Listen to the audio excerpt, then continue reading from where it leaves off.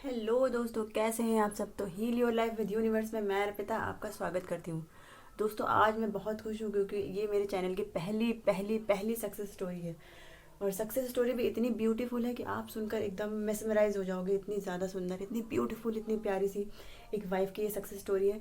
मैंने सुबह से इतनी बार पढ़ी है, इतनी बार पढ़ी है कि मुझे खुद मतलब याद हो गई। ऐसा लग रहा है कि मैं वही लाइफ जी रही हूँ।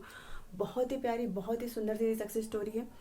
तो मेरे चैनल की पहली सक्सेस स्टोरी है, तो मैं चाहती हूँ आप इसको एंजॉय करें, इसको सुने। उन्होंने मुझे इसलिए भेजी है क्योंकि उन्हें लगता है ये चैनल बहुत जेन्युइन है। और अभी नया है लेकिन फिर भी उन्हें लगा कि ये चैनल बहुत जेन्युइन है, तो उन्होंने मुझे मेरी ईमेल आईडी पर ये सक्सेस स्टोरी अपनी शेयर की है। ये एक हाउसवाइफ की सक्सेस स्टोरी है जिनका अपने हस्बैंड के साथ कुछ थोड़ा बहुत मतलब प्यार तकरार वाली मैटर कुछ चल रहा था। तो मैं आगे स्टोरी में आपको बताऊंगी कि क्या क्या होता है। तो आई होप आप इस स्टोरी को एंजॉय करेंगे। और मैं और लोगों से भी कहना चाहती हूँ जो भी अपनी सक्सेस स्टोरीज मेरे थ्रू अपने और अदर जो भी लॉ ऑफ अट्रैक्शन को फॉलो करने वाले व्यूअर्स हैं उनको सुनाना चाहते हैं, तो वो भी मेरे साथ अपनी सक्सेस स्टोरीज शेयर कर सकते हैं। मैं ईमेल आईडी अपनी यहाँ पे कहीं मेंशन कर दूंगी। और मैं ऐसे बता भी देती हूँ, जो मेरे चैनल का नाम है वही मेरी ईमेल आईडी भी है। ठीक है, यानी कि heal your life with universe @gmail.com। आप चाहें तो अपनी सक्सेस स्टोरीज मेरे साथ शेयर कर सकते हैं। मुझे पढ़ते हुए बहुत अच्छा लगेगा और भी लोगों को आपकी तरह इंस्पिरेशन मिलेगी कि वो कैसे अपने हेल्थ को पा सकते हैं, अपने करियर को पा सकते हैं, अपने हस्बैंड को पा सकते हैं, अपनी वाइफ को वापस पा सकते हैं। तो उसके लिए उनको मोटिवेशन मिलेगी। तो मैं चाहूँगी ज़रूर ज़रूर ज़रूर आप अपनी सक्सेस स्टोरीज भी मेरे साथ शेयर करें। तो चलिए दोस्तों, शुरू करते हैं आज की अपनी प्यारी सी एक वाइफ की अच्छी सी सुंदर सी ब्यूटीफुल सी प्यार तकरार वाली सक्सेस स्टोरी। तो चलिए दोस्तों, शुरू करते हैं अपनी सक्सेस स्टोरी। तो ये सक्सेस स्टोरी है एक ऐसी वाइफ की जिनकी अरेंज मैरिज हुई थी। और इनकी शादी 3 साल पहले हुई थी, शायद 2017 इन्होंने लिखा था, 2017 में इनकी शादी हुई थी और अरेंज मैरिज हुई थी। पहले इनके बीच में बहुत प्यार था, बहुत ज़्यादा प्यार था। दोनों एक दूसरे को बहुत ज़्यादा प्यार करते थे, मतलब हस्बैंड भी वाइफ भी दोनों एक दूसरे को बहुत प्यार करते थे। लेकिन धीरे धीरे धीरे धीरे न जाने क्यों इन दोनों के मन में ही आपस में एक दूसरे के लिए नेगेटिविटी भरने लगी। तो जो वाइफ है वो ये लिखती है कि उन्हें ऐसा फील होता था क्योंकि जो उनके हस्बैंड थे वो बहुत मतलब बहुत ज़्यादा हैंडसम टाइप के थे, गोरे से थे।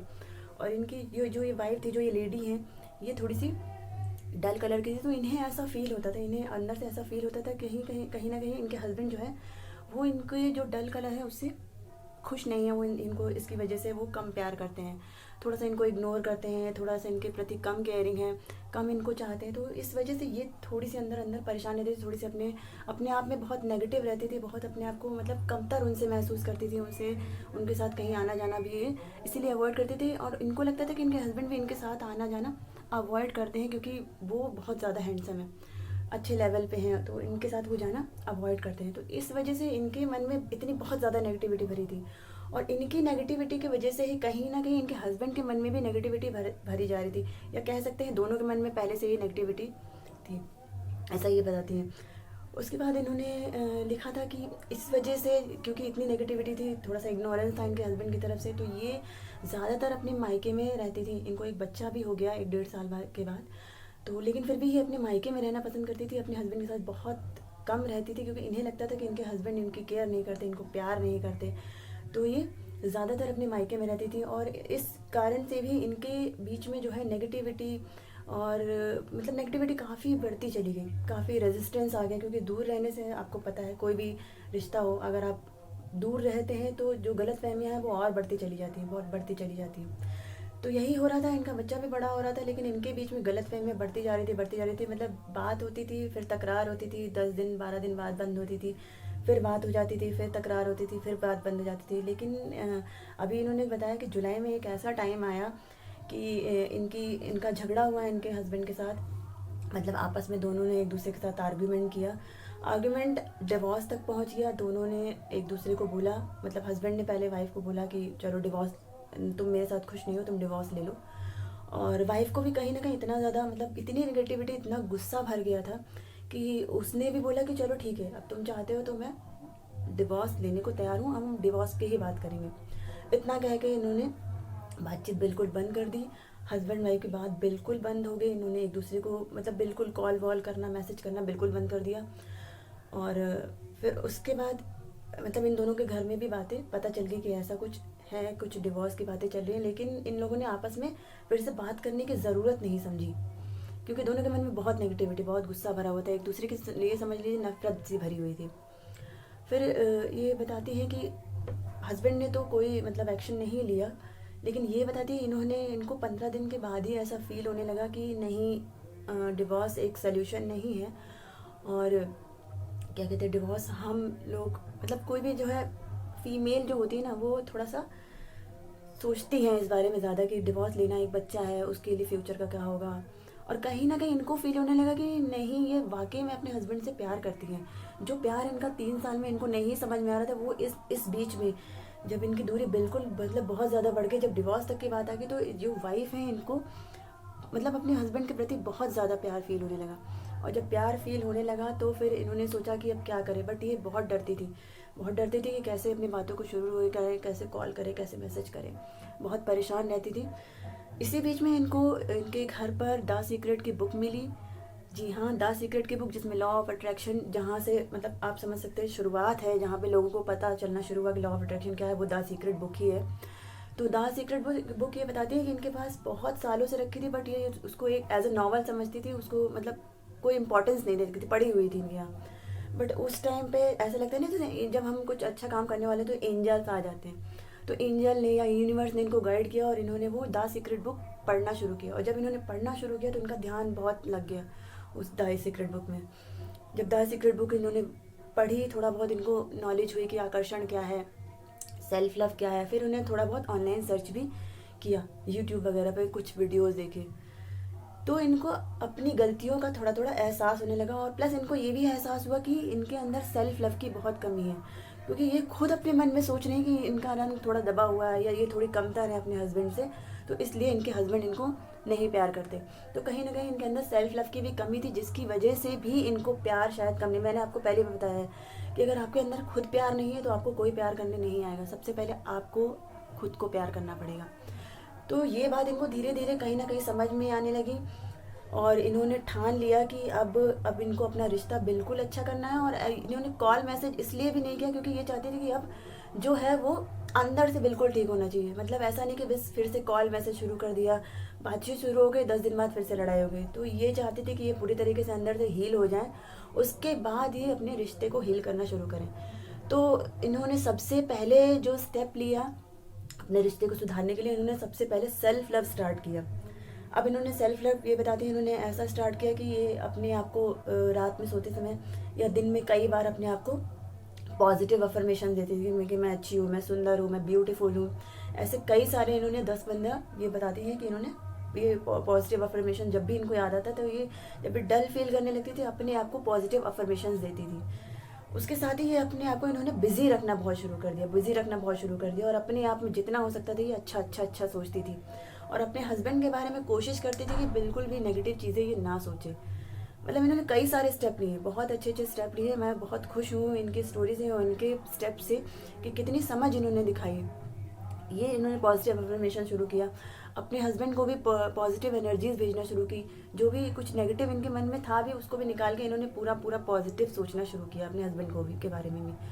प्लस लेकिन इन्होंने मैसेज कॉल तब नहीं किया, कुछ भी नहीं किया अपनी तरफ से। बाकी ये क्या करती थी, रात में ये अपने आप को पॉजिटिव वाइब्रेशन देती थी और अपने हस्बैंड को लव वाइब्रेशन भेजती थी रात में सोने से पहले। ये कुछ चीज़ें हैं जो इन्होंने की। ये इन्होंने शायद इन्होंने लिखा हुआ था, इन्होंने 10-15 दिन ही की। तो लेकिन कहते हैं ना कि बहुत ज़्यादा रेजिस्टेंस हो तो इतनी जल्दी असर नहीं होता, या कहीं ना कहीं असर हो रहा है बट बातचीत नहीं हो रही तो पता कैसे चलेगा। फिर इनके दिमाग में कहीं ना कहीं से ये आया कि इनको स्क्रिप्टिंग चालू करनी चाहिए। स्क्रिप्टिंग का वीडियो अभी मैंने नहीं डाला तो मैं डाल दूँगी जल्दी, स्क्रिप्टिंग कैसे करनी है। इन्होंने स्क्रिप्टिंग स्टार्ट की, इन्होंने 21 डेज तक की स्क्रिप्टिंग करने का सोचा और इन्होंने स्टार्ट किया उस स्क्रिप्टिंग में ये अपने बारे में, अपने रिश्ते के बारे में और अपने हस्बैंड के बारे में पॉजिटिव अफर्मेशन प्रेजेंट टेंस में लिखती थी। इन्होंने लिखना शुरू किया, लेकिन लिखते लिखते कहीं बीच में इन 21 डेज के बीच में इनके दिमाग में ये पता नहीं कैसे आया। मतलब ये इन्होंने एक अनोखा ही काम किया है, क्योंकि लोग कहते हैं कि लॉ ऑफ अट्रैक्शन यूज़ करो तो एकदम लेट गो करके बैठ जाओ और जब हम प्यार की बात करते हैं तो कहते हैं हमने लॉ ऑफ अट्रैक्शन यूज़ किया है, जो भी होगा हमारा पार्टनर वो खुद हमारे पास आएगा, हमें कुछ एक्शन लेने की ज़रूरत नहीं है, या हम कॉल मैसेज अपनी तरफ से नहीं करेंगे, वो खुद हमारे पास आएगा। लेकिन इन्होंने थोड़ा सा कुछ किया, इन्होंने अपने मन में सोचा कि हमें कुछ ना कुछ एक्शन लेना भी ज़रूरी है, मैं पॉजिटिव हो रही हूँ, मैं पूरी तरीके से हील हो चुकी हूँ, तो अब मुझे थोड़ा से कुछ एक्शन भी लेना पड़ेगा। तो इसी दिशा में ये सब करते हुए, मतलब अपने आप को पॉजिटिव करते हुए, सेल्फ लव करते हुए, अपने हस्बैंड को पॉजिटिव एनर्जी भेजते हुए, इन्होंने अपने एक मतलब बहुत ही प्यारा जेस्चर इन्होंने किया, मुझे बहुत अच्छा लगा सुन के। इन्होंने अपने हस्बैंड को मैसेज करना स्टार्ट किया।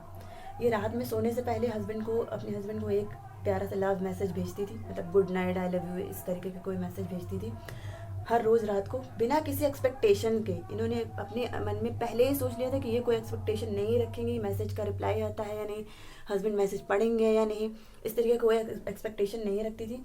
और ये मैसेज करके चुपचाप फ़ोन किनारे करके सो जाती थी।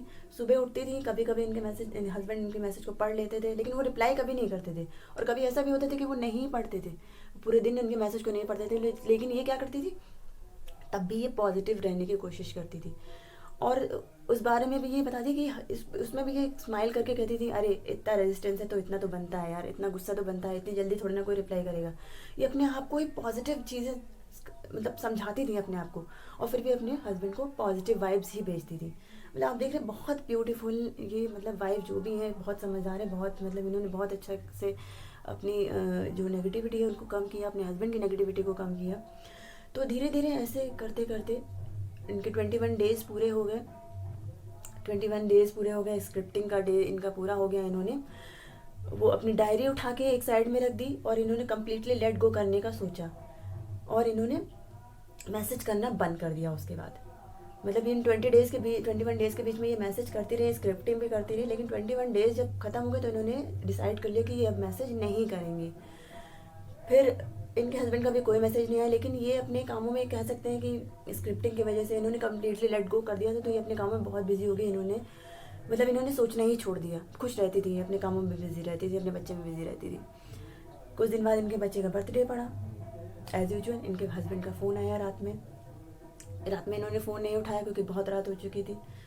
इनकी मैसेज पे बात हुई, हालांकि उस मैसेज में भी काफ़ी लड़ाई झगड़े हुए, बट ये इतनी ज़्यादा अंदर से पॉजिटिव और हील हो चुकी थी। इन्होंने हस्बैंड से बहुत प्यार से बात की, बहुत पेशेंटली उनको हैंडल किया, उनको काम किया, और उनको इतने अच्छे से समझाया कि जो बात है वो धीरे धीरे शुरू होने लगी। और उसके बाद इनके हस्बैंड के जो है मैसेजेस डेली, मतलब थोड़े बहुत मैसेजेस, बहुत ज़्यादा नहीं होते थे, लेकिन धीरे धीरे आना शुरू हो गए, बातचीत होना, थोड़ा बहुत गुड मॉर्निंग, गुड नाइट और ये सब होना शुरू हो गया। उसके बाद इनके हस्बैंड ने एक दिन इनको मैसेज किया कि मुझे कॉल करो। तो वाइफ ने बोला कि भाई मुझे बात करने के लिए कोई है नहीं, तो मैं तो रिचार्ज भी नहीं करवाती, मुझे ज़रूरत ही नहीं होती, किसी आपसे बात ही नहीं होती, तो क्यों मैं रिचार्ज कराऊँ, ऐसे इन्होंने बोला। तो इनके हस्बैंड ने इनको पलट के तुरंत कॉल की। अब क्या, इनकी खुशी का तो ठिकाना ही नहीं था। सामने से कॉल, क्योंकि इन्होंने अपने मन में कहीं ना कहीं ठान रखी थी, चलो मैंने मैसेज तो कर दिया है बट मैं कॉल नहीं करने वाली हूँ, ये इन्होंने बताया मैं कॉल नहीं करने वाली हूँ। और फाइनली इनके हस्बैंड का कॉल आ गया। बहुत सारी इन्होंने उस दिन बातें की, काफ़ी देर तक इन्होंने बातें की, अच्छी बातें होने लगी। फिर डेली इनके हस्बैंड का कॉल आने लगा, और अब स्थितियाँ इनके हिसाब से बहुत अच्छी हैं दोनों में। अब मतलब एक्चुअल जो कहते हैं ना, शादी के 3 साल में इनको इतना प्यार नहीं हुआ अपने हस्बैंड से, या हस्बैंड को इनसे इतना प्यार नहीं हुआ जितना अब ये जो हीलिंग इन्होंने की है, इसके बाद इन दोनों के मन में, दिल में जो प्यार जागा है, वैसा प्यार इस वाइफ ने अपने हस्बैंड से कभी फील नहीं किया था। आज ये अपने हस्बैंड के साथ बहुत बहुत बहुत खुश हैं। इन्होंने मतलब ये बहुत खुशी से इन्होंने अपनी सक्सेस स्टोरी शेयर की, और जो टर्निंग पॉइंट इन्होंने लास्ट में बताया वो मैं आपको बताती हूँ। इन्होंने बताया जब ये वाइब्रेशंस भेज रही थी तब इनके हस्बैंड इनको कॉल करते थे, लेकिन कुछ नेटवर्क इश्यूज़ की वजह से इनको कॉल लगती नहीं थी। और जब इनकी बातें इनके हस्बैंड के साथ बहुत अच्छे से होने लगी तो इनके हस्बैंड ने इनको बताया। इन्होंने मतलब होता नहीं प्यार तकरार वाली बात, आप मुझे कॉल नहीं करते थे, आपने मुझे इतने दिन कॉल नहीं किया, तो उन्होंने कहा मैं तुम्हें कॉल करता था बट तुम्हें कॉल लगती नहीं थी। तो वाइफ को ये हैरानी हुई जान के, और ये महसूस हुआ कि यस, जब मैंने वाइब्रेशन देना शुरू किया तभी एक्चुअली में मैजिक होना शुरू हो गया था। लॉ ऑफ अट्रैक्शन ने मैजिक करना शुरू कर दिया था। शी डेंट रियलाइज, क्योंकि उसका जो फ़ोन था वो काम नहीं कर रहा था, नेटवर्क की वजह से कॉल नहीं आ रही थी। ये था ना टर्निंग पॉइंट, बहुत ही अच्छी ब्यूटीफुल सक्सेस स्टोरी है। स्क्रिप्टिंग भी है, लव वाइब्रेशंस भी है, हीलिंग भी है, सेल्फ लव सबसे ज़्यादा ज़रूरी है। इन्होंने अपने आप से इतना प्यार करना शुरू कर दिया कि इनके हस्बैंड से भी इन्होंने प्यार करना शुरू कर दिया। तो आई होप आपको इससे बहुत ज़्यादा इंस्पिरेशन मिली होगी। पेशेंट रहना, सेल्फ लव करना और सामने वाले को समझना। अब ये बताती है कि अब इनके हस्बैंड कभी ऐसा तो नहीं यार अपना कोई नेचर छोड़ देगा, कभी कभी अभी भी इनका झगड़ा होता है, बट ये पेशेंटली अपने हस्बैंड को बहुत अच्छे से हैंडल कर लेती है और इनके बीच में कभी झगड़ा नहीं होता, बहुत प्यार है, दोनों बहुत अच्छे से रह रहे हैं। मैं इनको ब्लेस करती हूँ, भगवान यूनिवर्स इनको हमेशा ऐसे ही साथ में रखे, हमेशा इनका प्यार ऐसे ही बना रहे, यूनिवर्स इनको ब्लेस करे। और आपसे मैं भी चाहती हूँ कि इनकी स्टोरी से आप इंस्पिरेशन लीजिए। जो भी बॉयफ्रेंड है या गर्लफ्रेंड है जिनके प्यार जो है वो रूठे हुए हैं, जो भी है वाइफ्स, आप देख रहे हैं ना कितना पेशेंटली हैंडल किया। आपको भी ऐसे ही हैंडल करना है। अगर अपने हस्बैंड आपको चाहिए है तो, नहीं चाहिए तो फिर तो कोई बात ही नहीं है, लेकिन चाहिए है तो ऐसे ही हैंडल करना है। हस्बैंड को भी मैं कहूँगी आप भी अपनी वाइफ को थोड़ा समझिए। और जो भी हैं भाई, सेल्फ लव शुरू कीजिए, सेल्फ लव शुरू कीजिए, सेल्फ लव शुरू कीजिए, तो ही आपको प्यार मिलेगा, चाहे वो किसी का भी प्यार हो। तो आई होप आपको सक्सेस स्टोरी बहुत पसंद आई होगी, मेरा चैनल पसंद आया होगा, और आप भी अब जल्दी जल्दी से अपनी सक्सेस स्टोरी मेरे साथ शेयर कीजिए ताकि मैं और लोगों को भी इंस्पिरेशन दे सकूँ।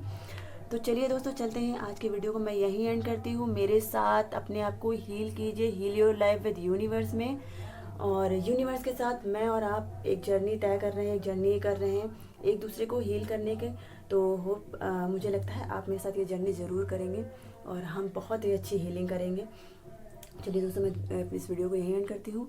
तब तक के लिए नमस्कार, खुश रहिए, पॉजिटिव रहिए और बहुत बहुत बहुत सारा सेल्फ लव करिए। बाय।